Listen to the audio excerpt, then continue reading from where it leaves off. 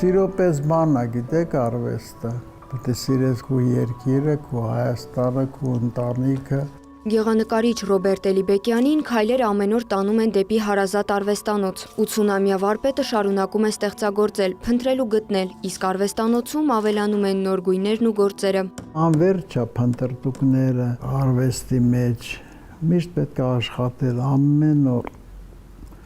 Եվ անպայման չի մեխանիկորեն աշխատես, դու կարող ես գաս, նայես, տեսնես, մտածես։ Էլիբեկյան նկարիչների գերդաստանում արվեստի նկատմամբ սերը ժառանգաբար է, արվեստագետները շատ։ Արվեստանոցը ուժ է տալիս ինձ, գալիս եմ եւ նայում եմ, աշխատում եմ, մտածում եմ։ Հետաքրքիր է էլի նկարիչի կյանքը։ Ժամերով ստեղծագործում է հարազատ վայրում, այնտեղ դառնում է այլ մարդ։ Իր լուսավոր արվեստանոցում ազատություն է, մտքերի, գույների, պատկերների։ Ես ազատ մարդ եմ, ազատության սիրող մարդ եմ։ Եվ այստեղ որ գալիս եմ, լիցքավորվում եմ։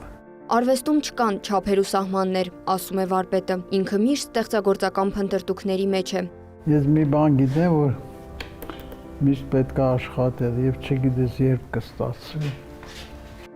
Թե տարիների ընթացքում ստեղծագործական որոնումները ուր են հասցրել, չի կարող ասել։ Ուզում է, որ հարցի պատասխանը ամեն մեկը յուրովի տա, իր նկարները նայելով։ Նկարչությունը թվում է, որ լուր արվեստ է, բայց ինքը խոսում է։ Խոսող իր արվեստը բազմաժանր է, գեղանկարչությունից մինչև թատրոն ու բեմանկարչություն։ Թատրոնը միշտ իր ուրույն տեղն է ունեցել նրա արվեստում։ Էլիբեկյանին ստեղծագործելու ուժ տալիս է հայրենիքը։ Հայաստան աշխարհը շատ հետաքրքիր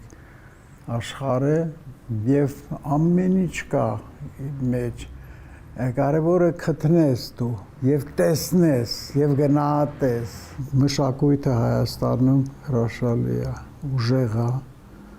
բան կա ասելու։